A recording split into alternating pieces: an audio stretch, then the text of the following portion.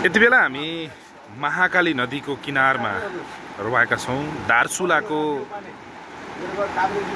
अन्तिम सिमाना जुन महाकाली नदीभन्दा पारी यो देखिएको भाग भारत हो भने वारी म बसेर यो भिडियो कैद गर्दै गर्दाको दृश्य जहाँबाट मैले खिचिरहेको छु त्यो नेपाल हो।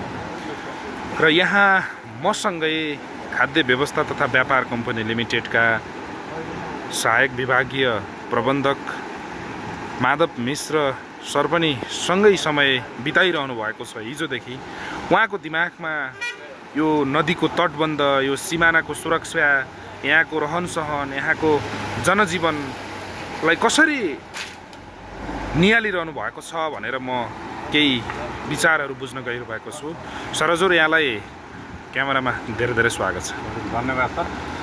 यहाँ हिजोदेखि हजुरले समय बिताइरहनु भएको छ, जुन दृश्यमा पनि देखिरहेछौँ। पारिपट्टिको यो हामी बाटोमा पनि धेरै देख्यौँ, बाँधहरू निर्माणको क्रममादेखि वारीको पारीको हिजो बेलुका मात्रै पनि हजुरले लोड सेटिङ पनि देख्नुभयो। यहाँको जनजीवन, पारीको त्यो विकास निर्माणका कामलाई कसरी निहाल्नुभयो, के तपाईँको दिमागमा खेलिरहेको छ? थोरै केही यसो यात्रा अनुभव सुनाइदिएको छ। यात्रा निकै सुन्दर रहेछ, त्यही भएरै सुन्दर सुदूरपश्चिम भनिएको रहेछ। अब यो विकास पनि एकदम राम्रो विकास भइरहेको छ। काठमाडौँबाट हेर्दा चाहिँ पछाडि परेको छ कि सुदूरपश्चिम भन्ने देखिए पनि यहाँबाट धेरै विकास भएको त्यो अनुभूति भयो। 3 तहका सरकारहरू भएर होला। सरले सीमा विवादका कुरा पनि उठाउनु भयो। यसमा चाहिँ यसो हेर्दा राति हामी सुतिरहँदाखेरि नेपालतिर लोड सेडिङ हुने, पल्लो साइड नहुने गर्दा देख्दाखेरि चाहिँ कतै विकासमा चाहिँ भारत धेरै अगाडि नै छ, तर त्यताको जनताहरू धेरै लाभान्वित भएको, यतातिरको अलि पछाडि परे जस्तो त्यस्तो हामीलाई महसुस भयो।